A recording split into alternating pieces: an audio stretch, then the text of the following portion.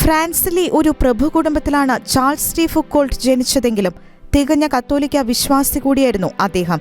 6-ാം വയസ്സിൽ മാതാപിതാക്കളെ നഷ്ടപ്പെട്ട ചാൾസിന്റെ പിന്നീടുള്ള ജീവിതം കേണലായിരുന്ന മാതൃപിതാവിനൊപ്പമായിരുന്നു.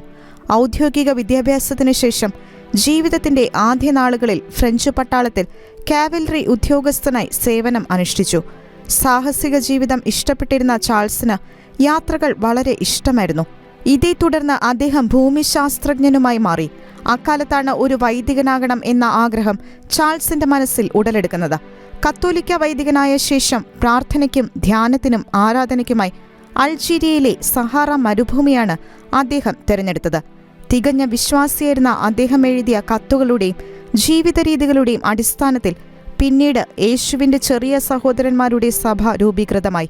ഇന്ന് 20ഓളം വൈദിക സഭാ സമൂഹങ്ങൾ വാഴ്ത്തപ്പെട്ട ചാൾസ് ഡി ഫുക്കോൾട്ടിന്റെ സന്യാസ ജീവിത രീതി പിന്തുടരുന്നവരാണ്. 1916 കൊള്ളക്കാരുടെ ആക്രമണത്തെ തുടർന്ന് കൊല്ലപ്പെട്ട ഈ വൈദികന്റെ നാമകരണ നടപടികൾക്ക് ആധാരമായത് അദ്ദേഹം എഴുതിയ കത്തുകളും ലേഖനങ്ങളും തന്നെയായിരുന്നു. എങ്കിലും കൊല്ലപ്പെട്ടതിന് 100 വർഷങ്ങൾക്ക് ശേഷമാണ് നാമകരണ നടപടികൾ ആരംഭിക്കുന്നത്.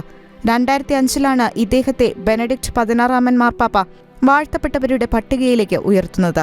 തുടർന്ന് 2016 ചാൾസ് ജീവിച്ചിരുന്നതായി കരുതപ്പെടുന്ന നഗരത്തിൽ 50 അടി ഉയരത്തിൽ നിന്നും വീണ 21 വയസ്സുള്ള ഒരു കെട്ടിട നിർമ്മാണ തൊഴിലാളിയുടെ അത്ഭുതകരമായ സുഖപ്രാപ്തി വത്തിക്കാൻ സ്ഥിരീകരിക്കുകയും വിശുദ്ധ പദവിയിലേക്ക് ഉയർത്താനുള്ള നടപടികൾ ആരംഭിക്കുകയും ചെയ്തു. 2021 നടക്കേണ്ടിയിരുന്ന വിശുദ്ധ പദവി പ്രഖ്യാപനം കോവിഡ് നിയന്ത്രണങ്ങളെ തുടർന്ന് മാറ്റിവെച്ചതായിരുന്നു.